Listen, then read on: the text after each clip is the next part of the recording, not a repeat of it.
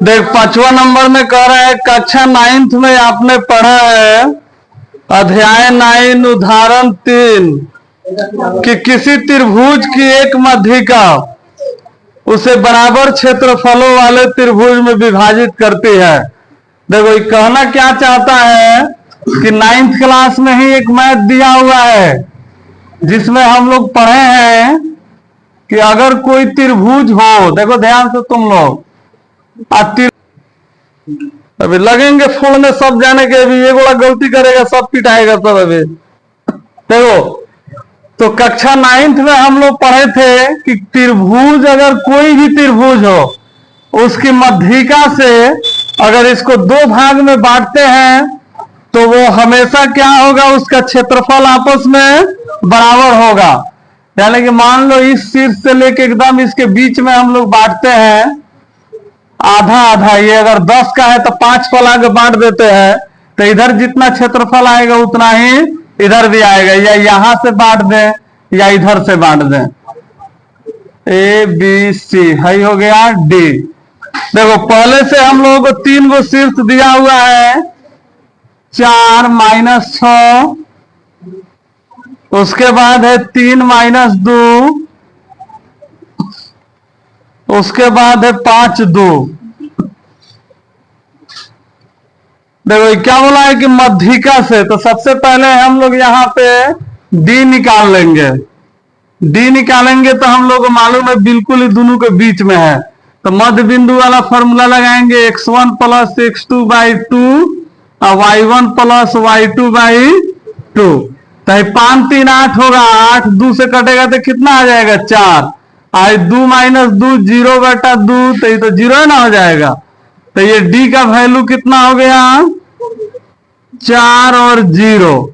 अब हम लोगों को जांच करना है कि क्या ये सही में है कि त्रिभुज के किसी एक मध्यिका से अगर दो भाग में बांट देते हैं तो दोनों का क्षेत्रफल बराबर होगा कि नहीं।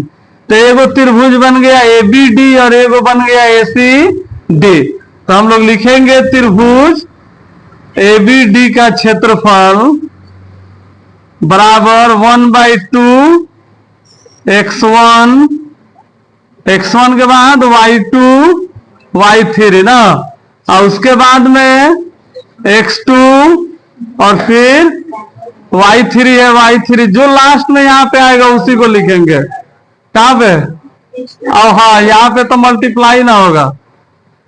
y3 तो देखो 2 3 हो गया तो 1 की कमी है, 1 लिख देंगे, x1 x2 फिर x3, लास्ट में आया है y1 तो y1, अब y2 की कमी है, y2 लिख देंगे। और देखो 1/2 किसमें ABD में काम कर रहे हैं, x1 x2 x3 y1 y2 y3, 4 y2 y3 x2 y3 y1 फिर x3 है, x3 हम लोगों के पास कितना है 4, x2 ये थी ना है 3 ना है, ध्यान तो सुन, x3 4, y1 है -100 और y2 है -2, तो एगो माइनस यहाँ पे एगो माइनस वहां से +2 हो जाएगा। अब देखो जब इसको बनाएंगे -2 कितना होगा, -2 ना होगा, यानी कि 2 में से को घटवे नहीं करेगा, तो 2 चौका 8 हो जाएगा -8, आई 6 0 6 और 3 6 18, 6 में से 2 जाएगा -4 और 4 चौका 16, माइनस में हो जाएगा 16 ना, तो है हो जाएगा 1/2। और इसके बाद में 16 8 कितना हो जाएगा 24, यानी कि माइनस में हो गया 24, क्योंकि 8 और 16 को जोड़ लेंगे और तब प्लस में है 18, 18 घटेगा तो 6 ना बचेगा, हाँ ये -6 बच गया। अब कटाएंगे तो 2 3 6 3 कम 3 -3 वर्ग इकाई। अच्छा फिर उसके बाद में हम लोग किसका क्षेत्रफल निकालेंगे, त्रिभुज ACD का।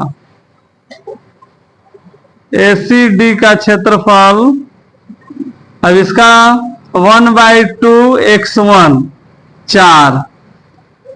फिर लिखेंगे y2 y3।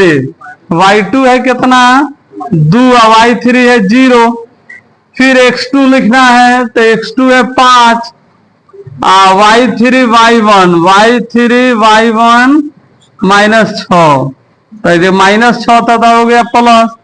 फिर x3 हो गया 4 और y1 हो गया -6 y2 हो गया 2। फिर जब इसको बनाएंगे तो 1/2, 2 में से 0 जाएगा 2 4 दूनी 8 और 6 0 6 5 6 30 और 6 2 8 8 चौका 32 ना। फिर यहाँ पे लिख देते हैं 1/2। तुम लोग इसके नीचे लिखना सर 30 8 38 ना। तो 38 में से 32 जाएगा तो प्लस में बच गया 6 2 तिहाई 6 तो प्लस। अच्छा देखा सुनते तनी ध्यान से, बराबर है कि नहीं है? हाँ, एगो प्लस में आया एगो माइनस में आया। तो यहाँ पे हम मेजरमेंट कर रहे हैं। प्लस माइनस तो तुम लोग जानता है से बराबर नहीं है। अगर मान लो एक बोर्डवा की लंबाई यहां से यहां तक नापना है तो हम अगर बोलते हैं 3 सेंटीमीटर या उल्टा नाप लेते हैं -3 सेंटीमीटर, तो दोनों एक के बराबर लंबाइया होगा कि अलग अलग होगा? बराबर है ना होगा। तो इसलिए ये प्लस में आया ये माइनस में आया तभी भी ये क्या कहलाएगा? बराबर कहलाएगा। क्योंकि लंबाई चौड़ाई जब नापेंगे हम लोग तो किसी का लंबाई बोलेंगे कि 4 मीटर लंबा है ना, 4 मीटर कुछ ज्यादा ना होगा, 3 मीटर लंबा है। और या बोलेंगे -3 मीटर लंबा, तो सीधा नापे या उल्टा नापे लंबाइया तो उतना ही ना होगा। तो ये दोनों एक बराबर है। तो हम लोग लिखेंगे हाँ, किसी त्रिभुज के मध्यिका से विभाजित करने पर उसके दोनों भागों का क्षेत्रफल क्या होता है? बराबर होता है। तो लिखिए देता ने क्षेत्रफल बराबर होता है। चलो लिखो सब तो